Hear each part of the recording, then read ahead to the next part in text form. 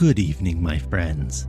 So, you want to learn to speak and understand English. You have had a long day. You are tired. Lay down in your bed, close your heavy eyes, and let's listen to a story while we slowly fall into the arms of the English language. Love in Prison. Besides misdeeds, robberies, the division of spoils after an ambuscade, and the twilight exploitation of the barriers of Paris, burglars and jailbirds generally have another industry. They have ideal loves. This requires explanation. The trade in slaves moves us, and with good reason. We examine this social sore, and we do well. But let us also learn to lay bare another ulcer, which is more painful, perhaps: the traffic in white women. Here is one of the singular things connected with and characteristic of this poignant disorder of our civilization. Every jail contains a prisoner who is known as the artist. All kinds of trades and professions peculiar to prisons develop behind the bars. There is the vendor of licorice water, the vendor of scarves, the writer, the advocate, the usurer, the hut-maker, and the barker. The artist takes rank among these local and peculiar professions between the writer and the advocate. To be an artist, is it necessary to know how to draw? By no means.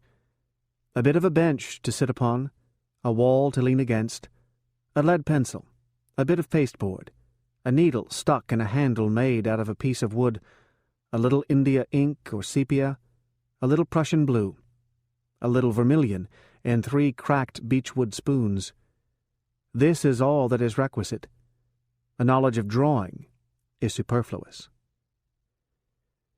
Thieves are as fond of coloring as children are, and as fond of tattooing as are savages. The artist, by means of his 3 spoons, satisfies the first of these needs, and by means of his needle, the second.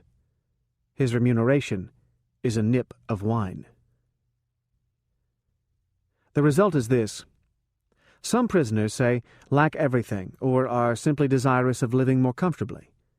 They combine, wait upon the artist, offer him their glasses of wine or their bowls of soup, hand him a sheet of paper, and order of him a bouquet. In the bouquet there must be as many flowers as there are prisoners in the group. If there be 3 prisoners, there must be 3 flowers. Each flower bears a figure, or, if preferred, a number, which number is that of the prisoner. The bouquet, when painted, is sent, through the mysterious means of communication between the various prisons that the police are powerless to prevent, to Saint-Lazare. Saint-Lazare is the women's prison, and where there are women, there also is pity.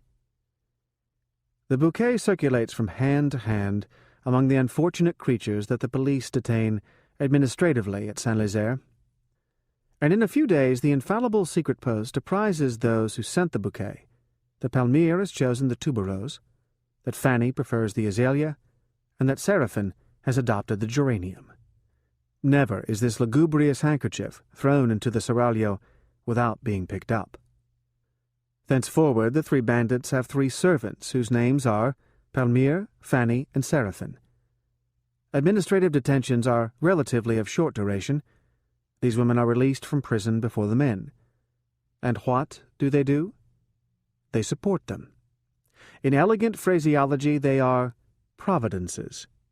In plain language, they are milch cows. Pity has been transformed into love. The heart of woman is susceptible to such somber graftings. These women say, "I am married." They are married indeed. By whom? By the flower. With whom? With the abyss. They are fiancés of the unknown, enraptured and enthusiastic fiancés, pale Sulamites of fancy and fog. When the known is so odious, how can they help loving the unknown?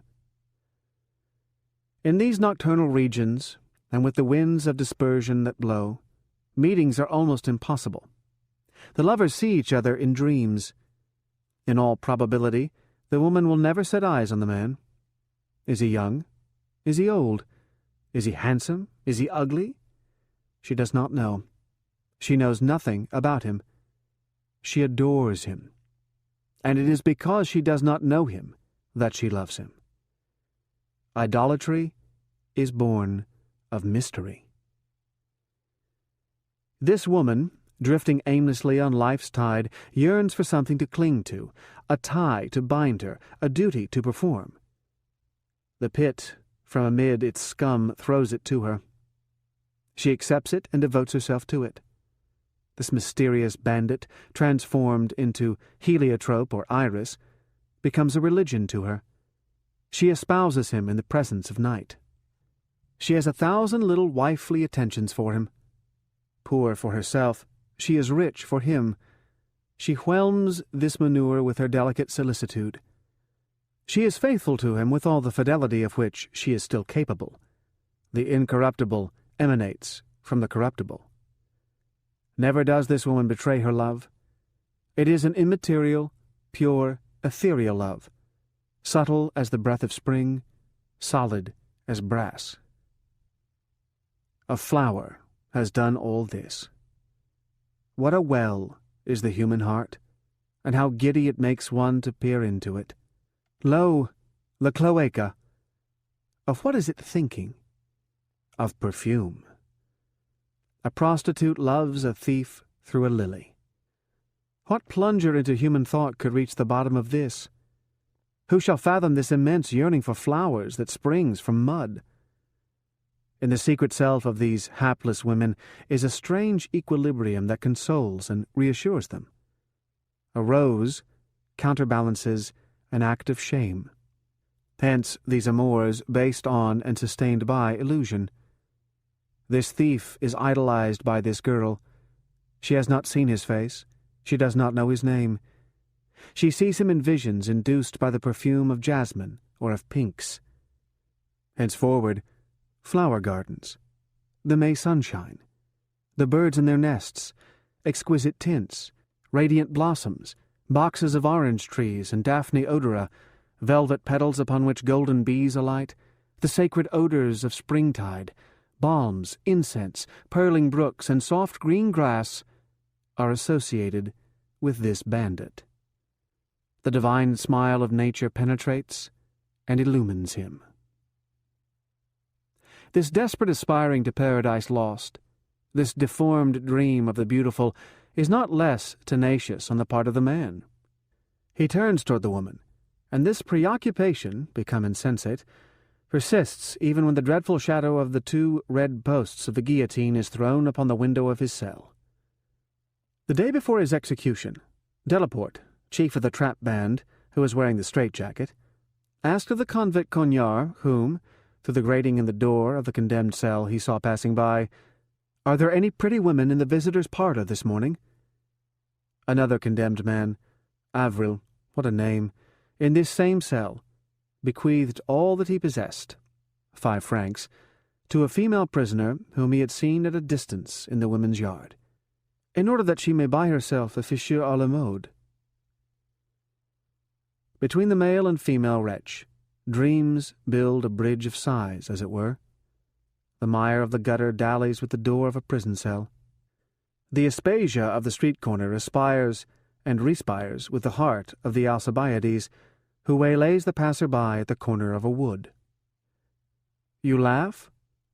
You should not. It is a terrible thing.